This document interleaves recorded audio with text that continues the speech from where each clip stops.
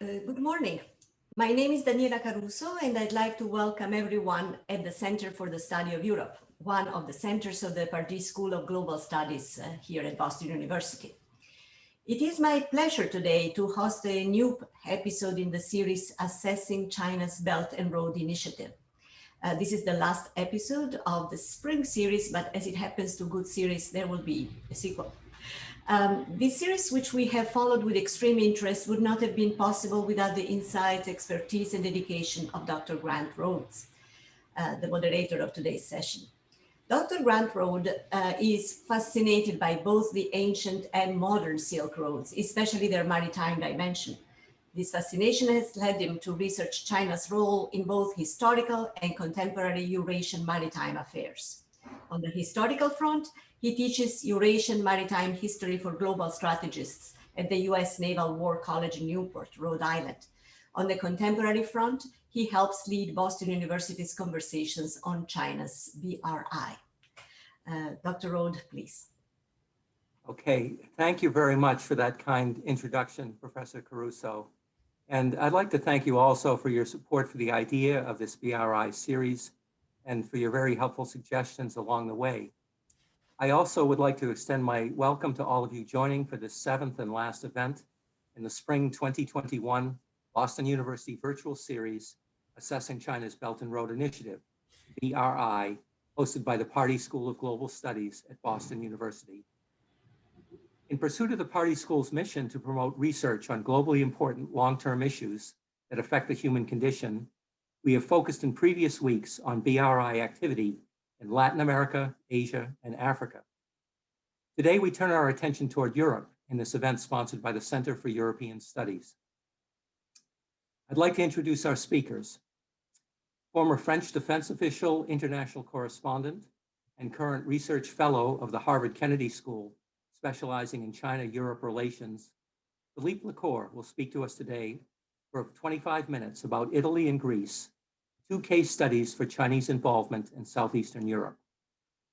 Discussant remarks, about 7 minutes each, will be made by former Montenegrin ambassador to NATO and current Pardee School professor of the practice, Vesko Garcevic, and by Professor Dimitrios Skiadas of the University of Macedonia, currently a visiting researcher at BU's Center for the Study of Europe. The session will open to a question and answer period for the remainder of our 60 minutes. To ask a question, hit the Q&A tab at the bottom of your screen. Please type in your name and affiliation and then your question. It will be easier for me as moderator to keep track of the questions if you ask your questions in the Q&A tab rather than in the chat tab. Philippe Lacour, thank you for joining us from Paris to participate in our spring semester series, to share your extensive experience investigating Chinese relations with Europe, focusing today on case studies of Italy and Greece. Welcome back to Boston University, though virtually this time. I'm pleased to turn the virtual mic over to you. Thank you very much, Dr. Rhodes. It's my great pleasure to be back at BU virtually, as you just said. And thank you very much to Professor Caruso, to yourself, Grant, for being such a gracious host, as always, and to my fellow panelists, whom I'm glad to meet again. As you said, Grant, I've been focusing for the past 7 years on China-Europe relations. So I'm glad that my colleague Vesko will be able to say a few words about Montenegro, which has been in the news lately, again, I would say. And Greece, of course, is always in the news, a little bit less so when it comes to the Belt and Road Initiative, maybe.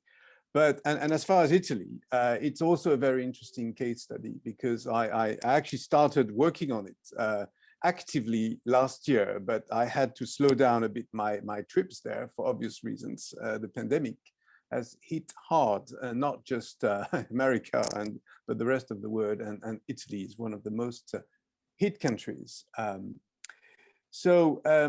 going to share my screen now, and yeah, okay.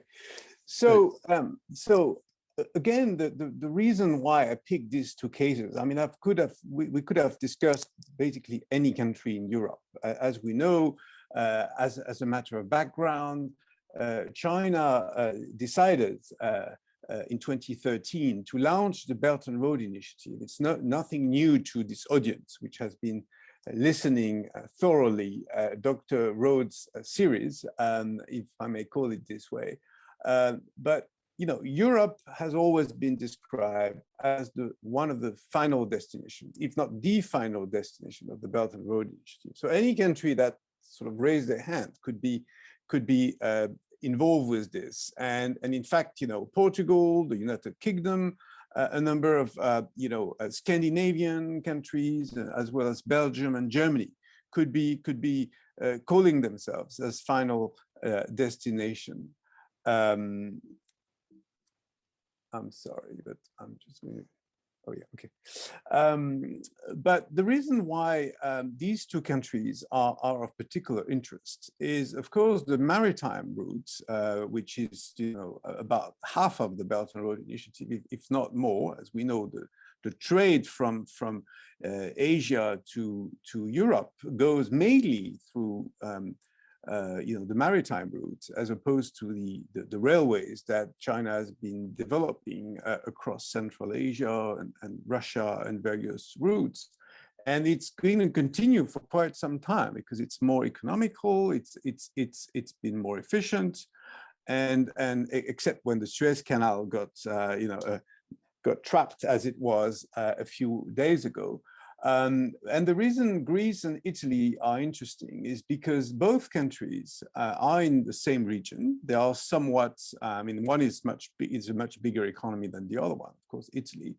But both are in fact ancient civilizations, as China like to call them. Both have attracted a fair amount of Chinese investments over the years. And they have benefited from an increased presence from the years 2008 to 2016. The main reason, of course, being the financial crisis of 2008. You may recall that the Troika in Brussels, and the IMF, the Troika standing for the European Commission, the European Central Bank, and the IMF, did called upon these countries and a number of others, including Portugal, to privatize some of their state assets in order to put some order in their finances. As you know, the level of debt had become unbearable for some of these countries. In the case of Italy, so that was what happened with Greece, but in the case of Italy, they did start attracting Chinese projects even earlier than that, through the financial, the Chinese funds from the state, and also the Exim Bank, the China Development Banks, and the CIC, which is the top Chinese fund. They invested in a number of companies in the energy, transport, tourism, and that came in fact even before the Belt and Road was even invented, and even before the financial crisis. Companies like Eni, NL, CDP, they were both, all of them were invested somewhat as minority shareholders by Chinese players. So for a number of reasons, the current involvement, of course, is less clear today because, of course, there are a number of reasons. The COVID-19 pandemic, the changes of governments in both countries. In fact, both have had elections, and this is something that China sometimes omits to forecast for obvious reasons, and sometimes it has backfired for China. So what I'm going to try to do in the next 15 or 20 minutes is to look at, to make an assessment of today's situation and where things are standing in relation with China. I tend to look at the EU-China relations as a whole, not just through the eyes of the Belt and Road, if I may say, for the good reason that many of the projects I'm going to discuss today were actually started before the Belt and Road was even announced. And that's certainly the case with the Piraeus port project, which was discussed by Greek and Chinese officials years before the financial crisis, and even longer before the BRI. Now, it has become a sort of aircraft carrier for the Belt and Road project in Europe, the Piraeus harbor. And as I'm going to discuss, it's not going to be as smooth as people might have thought.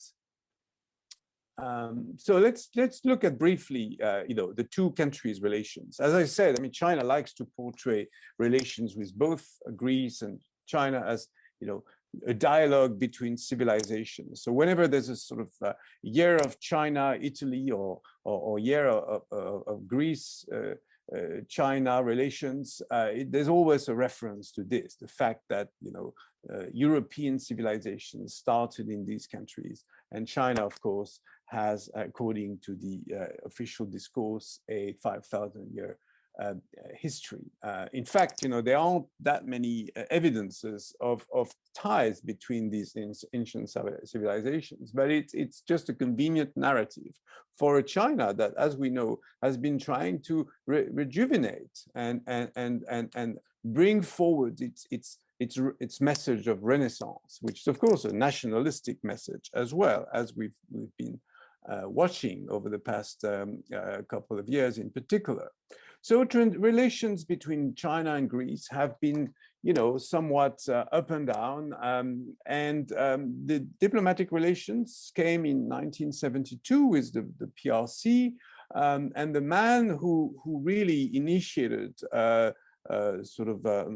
strengthened relations was Prime Minister Andras Papandreou when he visited China. He started an economic relationship as well as a diplomatic one, but it wasn't so obvious at the beginning, wasn't so strong. What really made this relationship very special was the shipping element and the port element. So there are in fact two ports where China is involved, and that's mainly Thessalonica and Piraeus. Piraeus is much bigger of a project, and as we know, since 2016, COSCO, which is the largest shipping company in China, is now the main operator of the Piraeus Port Authority, and should become even bigger if the current phase, which involves a fourth pier, fourth terminal, if you want, should give COSCO 67% of the capital of Piraeus, at least for 35 years. So it is a concession. It's not forever, but 35 years is a fairly long time. In addition, 2018 saw the joining by Greece of a Belt and Road Initiative forum. So, Greece joined the BRI more or less formally by attending forums, by having this sort of dialogue around the harbor, around a number of other contracts that many of them did not actually materialize. And then the previous prime minister, who lost power about a year ago, Alexis Tsipras of the Syriza party, initiated really stronger, after an initial phase of being reluctant in privatizing the harbor, Pier 1 and Pier 2, it actually strengthened the relationship and gave the green lights to this deal, which is now positioning Piraeus as the fourth largest port in Europe, and a much bigger traffic than it was. So from many points of view, it has been a successful investment. Politically, Tsipras also joined the 17+1 group, which is this group of countries that China created about 10 years ago, which involves mainly Central and Eastern European countries. Greece being the only sort of southern country to join. And you know, it's still not clear to me why Greece actually joined this forum. And this forum, as you probably know, many of you, has not been working so well this year. As 6 heads of government decided not to attend the 17+1. And this was for the first time chaired by Secretary General Xi Jinping. So that wasn't a very good development as far as China is concerned. Last but not least, the Bank of China opened a branch in Athens, mainly to help Chinese business in Greece. Now, briefly on Italy-China relations, same thing, you know, at least, again, that's what China says more than Italy. The links between Imperial China and the ancient Rome, the Venetian merchants, Marco Polo, all this. You can very well, you know, build nice stories, but there aren't many evidences of this. Italy recognized the PRC in 1970, so that's 6 years after France, but that's earlier than Greece, for example. And you could say, again, there was a critical moment when Prime Minister Romano Prodi, who was also a president of the European Commission, and was very much considered as a friend of China in Italy, and certainly very knowledgeable. He's in Bologna at the moment. He is considered to have initiated, you know, stronger relations between Italy and China at a political level. So what happened in 2019 to move forward on our story is that Italy signed an MOU, a Memorandum of Understanding, on the Belt and Road Initiative during President and Secretary General Xi Jinping's state visit in April 2019. Now, at the time, it was considered as a major step for the Belt and Road, as the Chinese leader visited Italy and then signed this MOU with the first G7 member. In 2020, Italy and China were supposed to celebrate their 50 years of diplomatic relations. They did celebrate it somewhat, but obviously this was also the year of the pandemic, so you can imagine that it wasn't such a warm celebration as it was meant to be. From this map, you can see the situation with ports, which Dr. Rohde knows very well. There are involvements from Chinese companies, mainly COSCO, but also the port of Qingdao. I mean, many ports in China do have investment vehicles.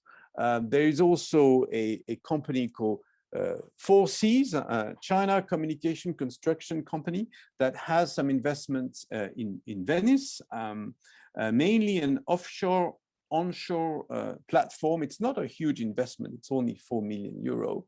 There's also the harbor of Vado Ligure, which is stakes held by a Dutch company.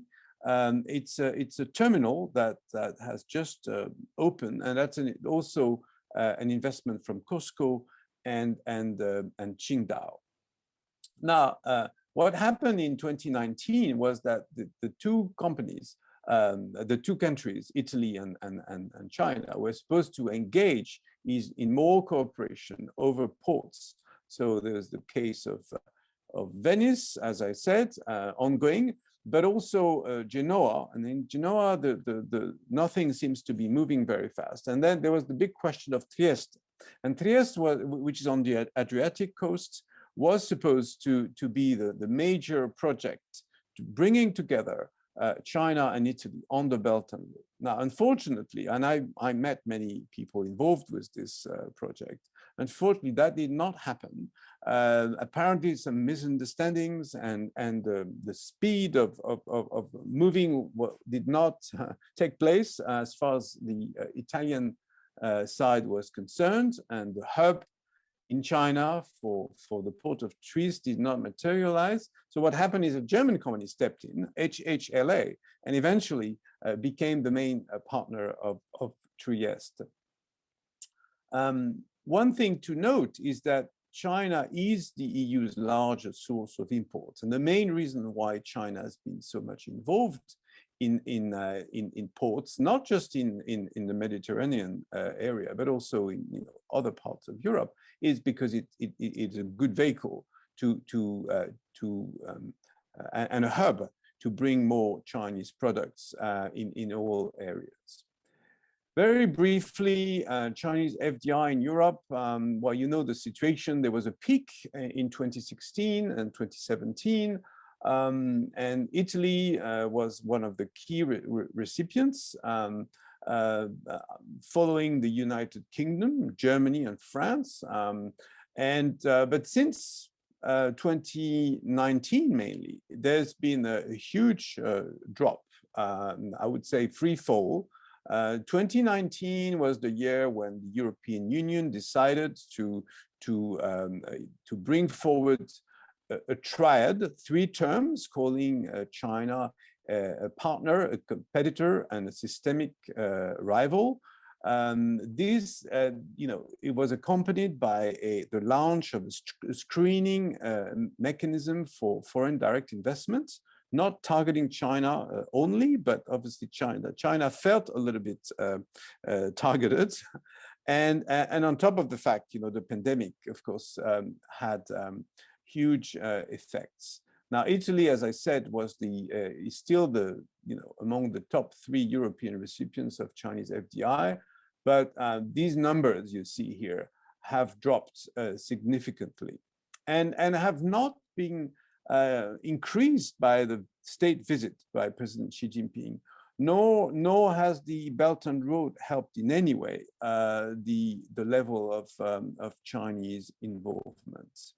As far as Greece is concerned, the numbers are even lower. The Greek embassy in Beijing reports Chinese FDI at just 1.4 billion euros. It's probably much bigger than that, but it depends on whether the last phase of the Piraeus harbor is completed or not. And at the moment, there are many problems, people being unhappy on the ground, local officials, unions, and even ship owners do not agree with what COSCO has been doing and the way it's been managing the harbor. Even though they are happy with the results, there are a lot of hesitations on the ground. And another investment I should mention is the independent power transmission operator of Greece. On the BRI, I already said quite a lot, but the change of governments and the fact Prime Minister Mitsotakis perhaps is much closer to the West. By the way, both Italy and Greece are NATO members, they are EU members, and that means the Trump administration obviously played a role in lobbying against Chinese presence or sometimes Russian presence. And it has been an impediment to China's rise in this part of Europe, in addition to the general context, perhaps, of China-Europe relations. Of all the announcements that were made in April 2019, almost nothing came out of the Italy-China investment relations. That was all the deals that were announced. In particular, in the case of Huawei and the 5G situation, the Italian government, which has changed leaders twice since. I mean, Prime Minister Conte was replaced by himself first initially, and then recently by Mario Draghi. Along the way, the sort of pro-China element of the Italian government, and I won't go too much into details because I have time in mind, but the local politics have certainly played against the rising Chinese presence. In addition to the fact China somewhat instrumentalized the Chinese aid, particularly, what people call mass diplomacy, and a few donations of medical equipment, medical supplies to Italy, and a lot of sales, I have to say, during the year 2020, which somewhat backfired with the public opinion, which has now a pretty negative opinion of China. 62% of Italians considered Chinese aid during the pandemic to be for the purpose of political influence, according to the latest Pew Research survey, and they don't have such a good impression of what China has been trying to do, even though compared to other countries, arguably both Italy and China are slightly more positive than others. So you can see here the list of cooperations between Italy and Greece and China. You even had a visit by the Chinese defense minister, just a few days ago, with discussions about drills and training. Apparently, when you look at the Chinese communique and the Greek communique, you don't have exactly the same wording, because for a NATO country to conduct drills and training with China, I'm sure it's not a foregone conclusion. Tourism is obviously a very important issue for both countries, and it's been a terrible year for both Italy and Greece, and not just because of Chinese tourists lacking, but in general. Years of tourism, as China likes to call them, have been planned but did not deliver. And the 5,000 Chinese tourists that were supposed to come to Greece obviously did not show up last year, and will probably not show up this year either. So we're not talking about 2022, and it's hard to predict really these things. You can see the increase was pretty dramatic before the pandemic started, but is now at a standstill when it comes to numbers. There's one issue which I'll cover very, very briefly: the golden visa issues. Both Greece and Italy supplied Chinese investors, I'm talking about individual investors, with rights of abode, or I should say permanent visas that sometimes were converted into EU passports. And that's been a controversial issue because the European Commission has not been very much in favor of this. So it's been slowing down, even though obviously when companies or sometimes individuals invest in countries, they are technically allowed to receive a permanent visa. Same thing with Greece, which delivered even more golden visas, 5,504 golden visas to Chinese nationals as of May 2020. I'm not going to say very much on this, except that, as I said, that many new elections and new governments, that has not helped China, which has, of course, a very stable government.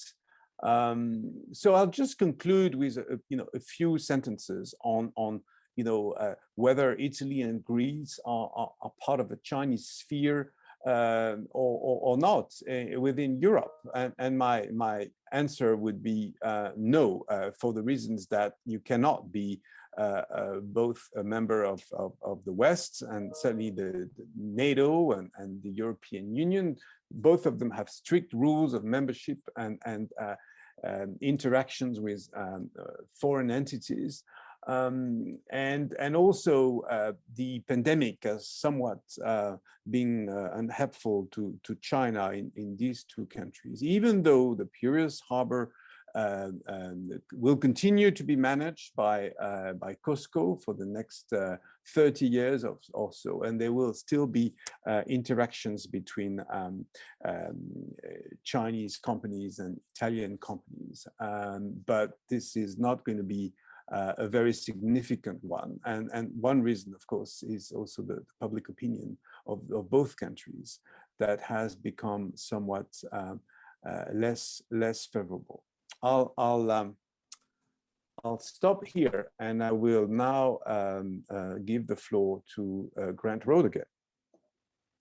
Okay, thank you very much, Philippe, for that look at many of the important developments over the last 5 years, particularly in both Italy and Greece and China's relations. An excellent start to this discussion. So I'd like to call on Ambassador Vesko Garcevic to respond with some comments. Thank you, Grant. I would like, first of all, to thank you for organizing such an excellent series of discussion.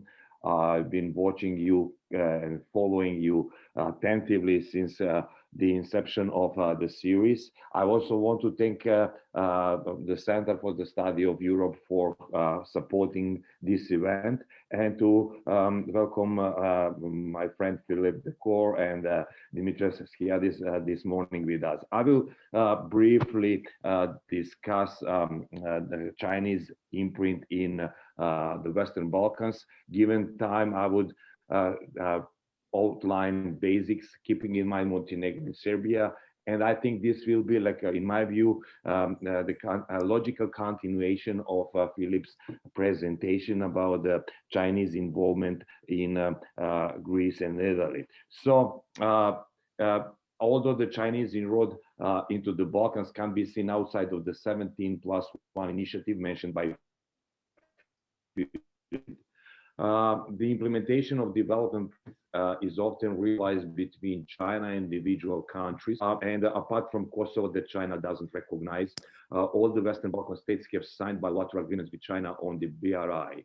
So figures from 2018 shows that that Western Balkan countries accounts for only 4.3% of the China's total trade with the 70+1 group, and then the most of it, half of that trade was between Serbia and China. Serbia is definitely the most important partner of China in this part of the world.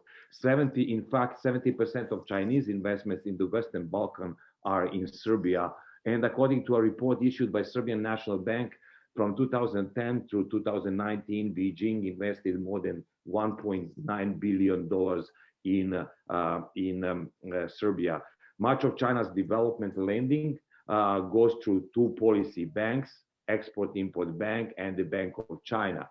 Though, one may conclude based on given the figures that China's influence in this part of the world is not strong, and that EU, given that the EU trade volume with the EU is much bigger, is actually upper hand. I would say that Chinese importance and its role is growing year after year. Beijing interaction with the countries from the region is regularly described by media, local media and local politicians as non-conflictual and constructive. And then Beijing has been widely seen as offering opportunities for regional economic growth. Why? Because China plays a role of helping hand, offering loans for state-run infrastructural development, heavy industry projects, or non-renewable energy projects that have little or no chances to be endorsed by the European Union. Let's look at Montenegro and Serbia, for example. Montenegro Highway and Budapest-Belgrade Railway projects are good examples. Montenegro did not have any European backers due to feasibility studies that highlighted the project's high costs and low returns. The same goes with Serbia's railway projects. Therefore, China was the only one willing to fund it. So maybe it's early, given a number of years of Chinese influence and presence in the region, to make like an objective evaluation of its impact. But I would also briefly highlight concerns that may cast a dark shadow over a promising prelude of cooperation between the regional partners and China. First of them is that none of the big infrastructure projects have been finished yet. Montenegro's highway has experienced several delays. So far, it used to be finished 2019, and it's not finished yet, and considerable increase in costs. The Belgrade-Budapest railway saga, 3 billion worth railway saga, is still in standstill. This project was labeled by Chinese as the most important infrastructural project in Europe that should connect the port Piraeus with Central Europe with Budapest, but it's not under development yet for different reasons, including the violation of the European Union norms. Then the second is very known financial sustainability. As you know, when issuing loans, Beijing not always takes into consideration capacity of countries to pay back their debts. When it comes to the region, Montenegro is a striking example. The highway project has caused Montenegro's public debt to skyrocket.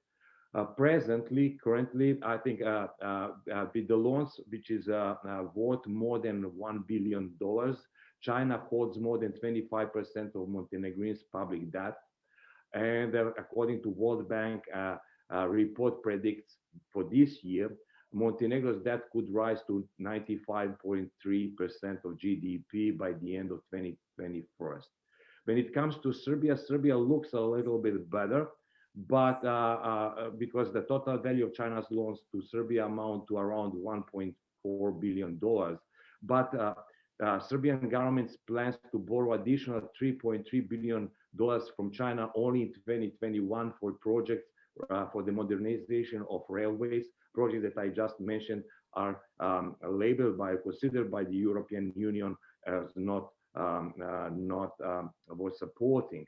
So, and the final point, my concluding point is when it comes to issues that are related to projects in the region, in particularly Serbia, Bosnia and Herzegovina, and Montenegro, is that many of these projects are related to environmental problems, environmental pollution, and degraded working condition.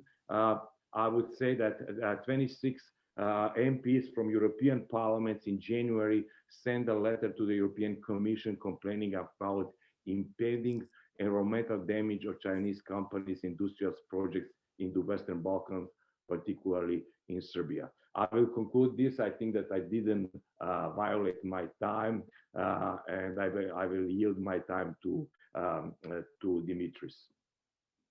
Okay.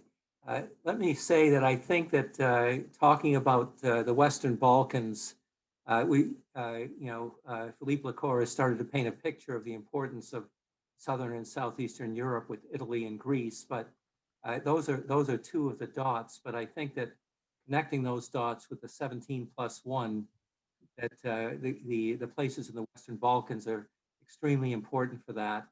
And the discussion of ports, Piraeus, of course, is the most important first port, but those of us who have been watching this are very closely watching the Italian ports, because these are all possible entries to the Central and Eastern European countries. So, as are the ports of Bar in Montenegro or Rijeka in Croatia. And this is a game that's being played. We don't know exactly how this is going to go. There are a few developments, but with the competition.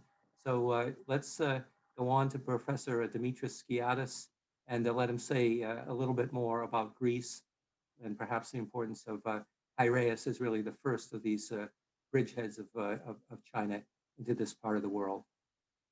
Well, thank you very much, Grant, and thank you everybody for being here today and for inviting me to participate in such an interesting discussion. I would like to thank Philippe Lacour for an extensive analysis of the Greek case, if I may call it like that. And he made my life much more easier because he has presented many of the aspects that refer to China's investments in Greece. However, I would like to highlight a few things and provide some answers, perhaps, to some of the questions that Philippe raised. First of all, yes, the Chinese investment in the port of Piraeus began way before the BRI initiative was announced.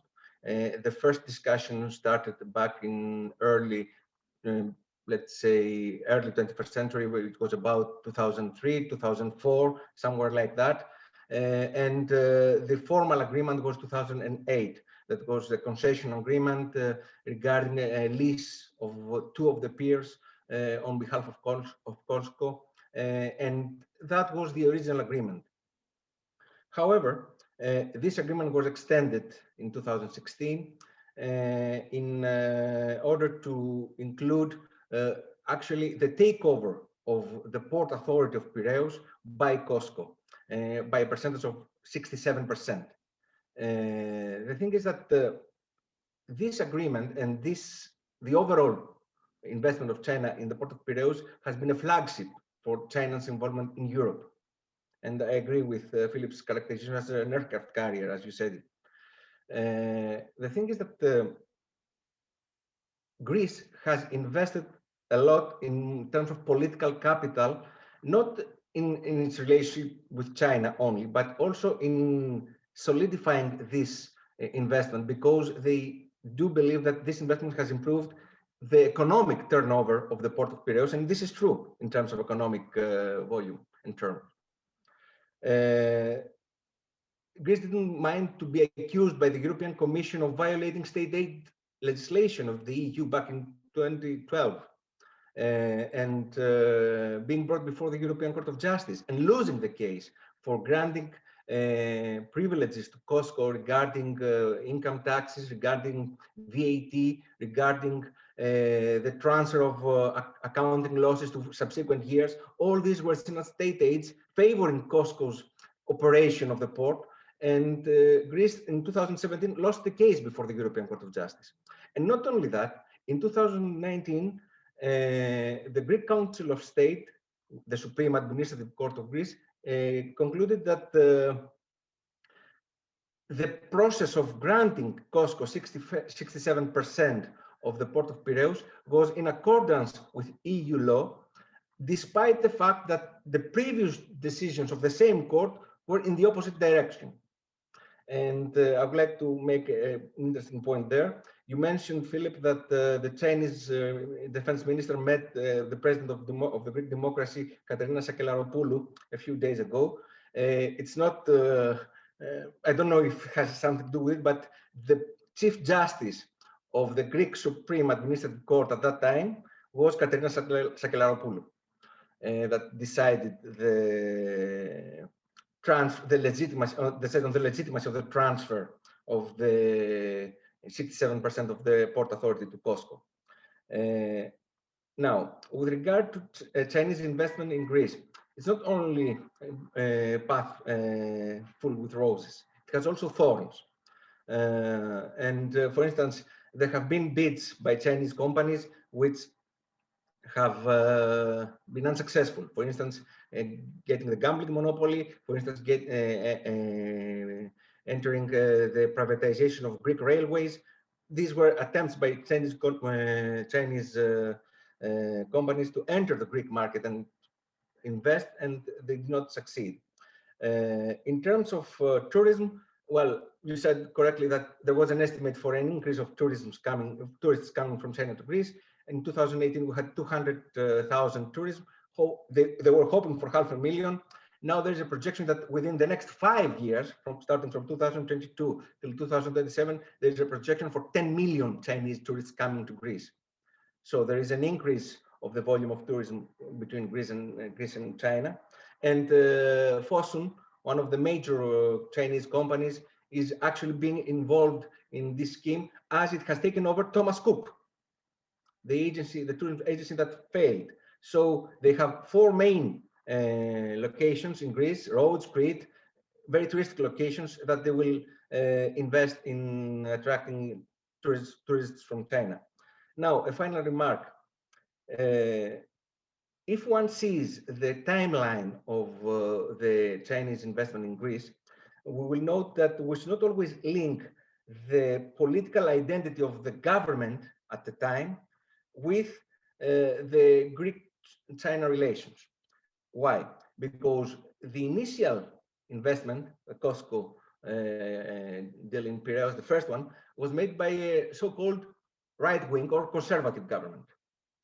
The subsequent step, which was extending this deal to allowing COSCO getting 67% of the port authority, was made by a socialist, or if I may properly, a left-wing government. So it's not a matter of political identity, although some may reasonably think that a leftist government would be much more inclined to work with the Chinese side instead of a right wing, which would be, as you correctly said, more oriented towards the West. However, history has shown that this is not always a rule. And in terms of this kind of developments, sometimes it's not the political ideology behind them, but the economic interests that motivate this kind of investments. I would not like to take any more of your time. I'm at your disposal for any questions, and thank you very, very much. Thank you very much, Professor Skiatis. We have some very interesting questions that have come in. I think I'd like to ask Professor Caruso if she has any comment or a question at this time before we move on to the questions that have arrived. Yeah, absolutely. I don't want to take time away. I see the discussion is thriving in the Q&A box, but I wanted to ask just one particular aspect of the Italian story, the port of Taranto.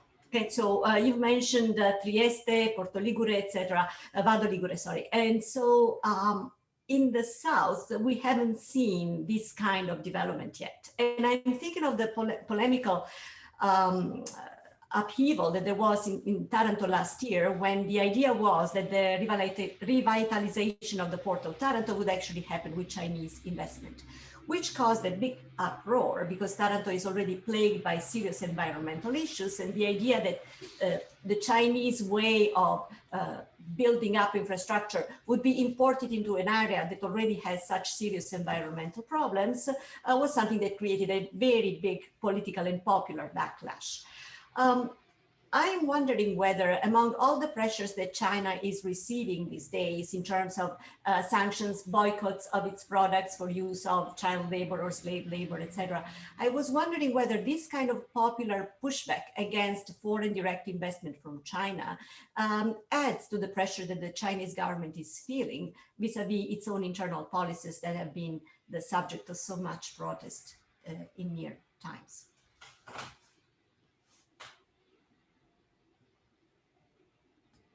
Shall I say a few words?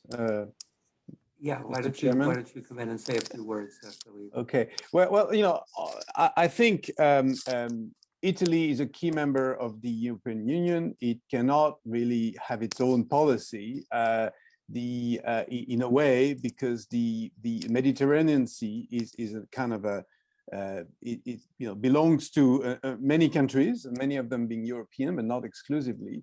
And there are, of course, competitions between ports, one of them being Piraeus and along with Italian ports.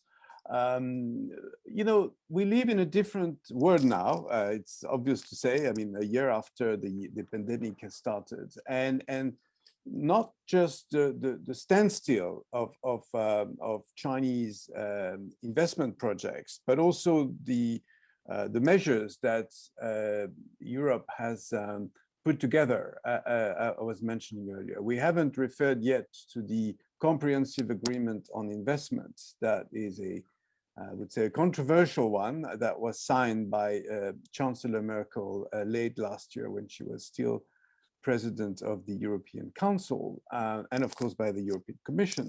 This is now facing huge discussions due to the fact there have been sanctions imposed by the European Commission against China over what's happening in Xinjiang against the Uyghurs, but also a counter-reaction by China, which has sanctioned not just a few officials, but also European ambassadors of the Committee of Security Policy, but also think tankers and even members of the European Parliament. This is obviously a tense situation.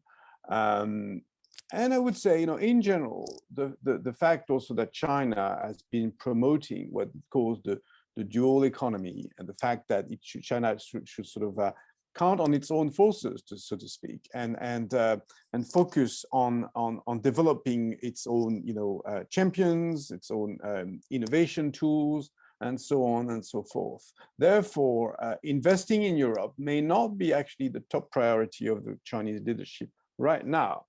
And just to add one word, I've heard comments from Chinese interlocutors that they do not feel welcome anymore in Europe, not to mention the United States. So, it's a very mixed situation. But somewhat, this is a good reflection of a very unstable global situation, along the line of the US-China tensions and the Europeans having to more or less make a choice between this emerging superpower and the existing superpower, if I can still call them this way. Okay, thank you very much, Philippe. And I'm going to take a couple of questions that are more on the geopolitical side, strategic side, and we have two professors from the Naval War College. Jeffrey Shaw has a question about Greece and Turkey. Is China exploiting any traditional animosity between the two partners? And Professor Skiadas, you might want to make a comment on that. And perhaps Ambassador Garsevich, Lyle Goldstein asks about any evidence of coordination between Beijing and Moscow in Southeastern Europe, diplomacy, investment, etc. So why don't we start with those two? Okay, well, thank you very much for the question. The thing is that and if you see the Turkish stance versus China until 2016, you will see a very, I would say, hostile approach. Erdogan himself has called the Chinese treatment in Xinjiang area a genocide because the population there is a Turkic-speaking population. However, since 2016, there has been a dramatic U-turn in the Turkish stance with again versus China, and the reason is simple: Turkish economy is not at its best, and everybody knows that. So, investment from China, and China is willing to invest because China wants to have as much bases as possible in the doorstep of Europe, and Turkey allows for that. It is something that China takes advantage of. It doesn't have to do with the traditional animosity between Greece and Turkey. China has focused on Turkey after this dramatic U-turn, I repeat, because till then there was no question about having cooperation between China and Turkey. However, after that dramatic U-turn and Turkey supporting China actually in several political aspects, then that demonstrates that China is seeking to approach Turkey as Turkey, not as an opponent of Greece. Okay, Vesco, do you have a comment on coordination, any coordination in Southeastern Europe by China and Russia? I'm currently finishing a paper about Chinese-Russia's influence in the Western Balkans, but particularly Serbia and Montenegro. What I can briefly say right at this point is that, it's a very interesting cohabitation between Russia and China in this part of the world. I don't think that they cooperate in the field. It's very difficult to trace or to map any type of cooperation, but they don't compete either. They don't see one another as competitors there. I would say they see others as their rivals, and others are in this case European Union. Though they have maybe different motives for their involvement in the region, their effects of their presence is more or less the same on the countries from the region. So to sum up, they don't cooperate, but they don't compete either. But if I may say one more sentence about what Philippe mentioned a couple of moments ago, I agree fully with what you mentioned, Philippe, that the Chinese interest in investing in Europe is maybe on their priority list not high. It's low on their priority list. But what I would like to make here is the following: that with the small money, they can make a big impact in the Western Balkans. It is what makes difference. With small projects, relatively small projects, they can make a big impact in that part of Europe. Okay, thank you. We have time for one more round of questions, and I'll group these three together for you. And I think maybe a comment from each of you regarding at least one of these questions, and then we'll wrap up our session this morning. Daniel Weissman asks, politically in Europe, who are the main groups in favor of BRI involvement? Is it the socialists, the neoliberals, pro-EU parties? And Deja Yu actually asks a related question. how does Italian domestic politics, five-star Northern League, Draghi, et cetera, affect its relationship with China? So this is more an analysis of domestic variation within Europe in response to China. And then I will also ask the question of Professor Habibi from Brandeis University. I'd like to thank all the participants for this informative analysis. My question is about the impact on US-China relations on Greece and Italy's BRI relations with China. You anticipate that the US will put more pressure on European countries to curtail their economic and high-tech cooperation with China. So this is a question about pressure going forward. And it sounds like we may have one more question from, it looks like possibly a Greek questioner, and asks if Brexit affected China's investments in the EU in accordance with the BRI. Thank you very much. May I Domestic start? question. Do you want to talk about that, Philippe? Sure. Yeah. I mean, obviously, among the Italian political parties, I mean, Daniela may want to add on this. She's the expert. But the five-star movement is by far the one that, among Italian political parties, the one that's been extending a very close relationship with China. Now, it doesn't mean, of course, it's not a political alliance of any kind, but because you know. They were running the Ministry of Economic Development before, and now they are running, so to speak, the Foreign Ministry with Luigi Di Maio, was the Foreign Minister, and you know, he's considered to be you know, a spokesman for a group that is much more favorable to relations with China. Having said that, it hasn't been a great success so far. It may change. As far as the bigger question is concerned of European political groups dealing with China, well, there isn't such a division. As Dimitri rightly said, BRI is not a political issue, although China may become one in Europe with the upcoming elections. And I'm actually quite concerned, as are many China experts in Europe, that China would become, a little bit like in the United States, an issue that people discuss during election periods, and that would not be necessarily for the better of relations between China and Europe. Pressures from the US, yes, of course, there have been plenty. And the weaker countries, the better, so to speak, with US ambassadors, particularly under the Trump presidency, being very active in pushing against Huawei or ZTE for 5G equipments, or indeed for some of the infrastructures that we've discussed. But it doesn't mean you know, China is out or the US is in. It's sometimes very short-lived.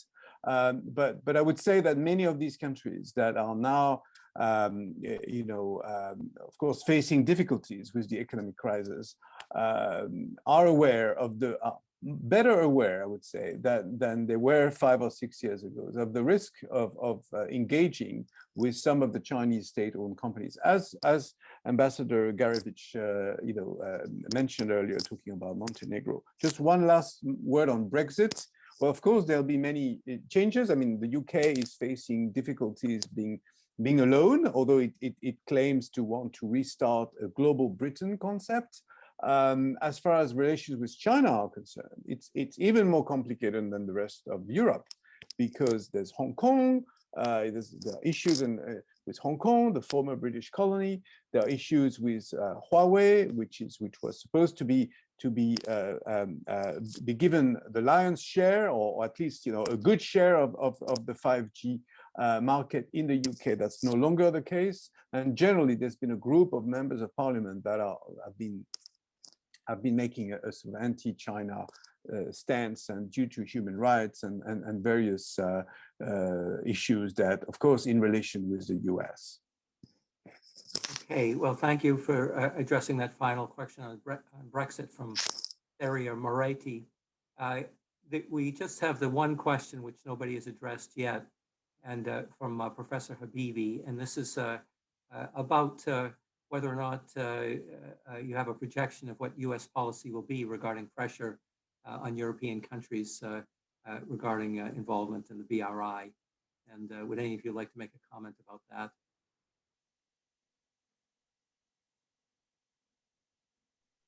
Demetrius, Well, you. if I may say something, based on what Philip just said, the Trump administration had a certain approach on how to deal with the Chinese involvement in Europe. I believe that the Biden administration will continue to have a similar approach because China is seen as a global competitor. That's logical. So if we want to provide an answer yes or no, yes, we will see an increase of pressure on the governments of the European states. Don't forget that also there is a reapproach of the European Union as a whole by the Biden administration compared to the isolationist approach that was adopted by the Trump administration. Therefore, I believe that yes, we will see an increase of pressure upon the national governments in Europe against the Chinese involvement in European affairs. Okay. I mean, if I may just add one sentence. I mean, Europe is caught in the middle between the U.S. administration, which is now run by a different type of of power, of course, and China, which has become increasingly assertive and authoritarian, and so there's this dichotomy between a values-oriented foreign policy and the need for dealing on the business level with China, which is still a huge market and claims to be an attractive one for multinationals around the world, including European. I will add on that. I just want to say we will need to have another of these sessions devoted to the CAI, and in that occasion, the impact of Minister Draghi on the relations between Italy and China. That's another long chapter. I look forward to discussing it with you. Well, I can see that we have just scratched the surface of some of the issues involved. Europe, of course, is much larger than Italy and Greece and very complex. If you'd like to follow up on this seminar with related reading, I'd recommend that you read Philippe Lacour's book, China's Offensive in Europe, then follow his steady stream of article supplements, and watch for the book that he's currently working on about China's relations with Southeastern Europe. Ambassador Garcevich also produces a steady stream of articles, especially about Chinese and Russian activities in the Balkans. Links appear for these in the weekly Party School newsletter, to which we hope Professor Skiadas may also contribute while he's visiting here at BU. In closing, let me say thank you to all of you who joined us for this virtual event. Special thanks to Philippe Lacour for talking to us about Chinese involvement in Italy and Greece. Many thanks also to our discussants, Ambassador Vesko Garcevich and Professor Dimitris Skiadas, for their discussant remarks. Our appreciation goes to the BU Center for the Study of Europe and its director, Professor Daniela Caruso, for sponsoring this event, and to Elizabeth Amrian for recording the talk. The recording of this event will be posted on the website of the Party School of Global Studies on the webpage with the series label, Assessing China's Belt and Road Initiative. I'm Grant Rode from the Party School at BU, expressing thanks to all of you who have joined us today, and especially to many of you who have returned for multiple BU-BRI sessions and asked penetrating questions in our effort to assess China's Belt and Road Initiative. We plan to continue next fall with selected follow-up sessions on fresh topics, so please stay tuned. Be safe and well as we strive to return toward a more normal university experience next fall. Thank you all very much indeed.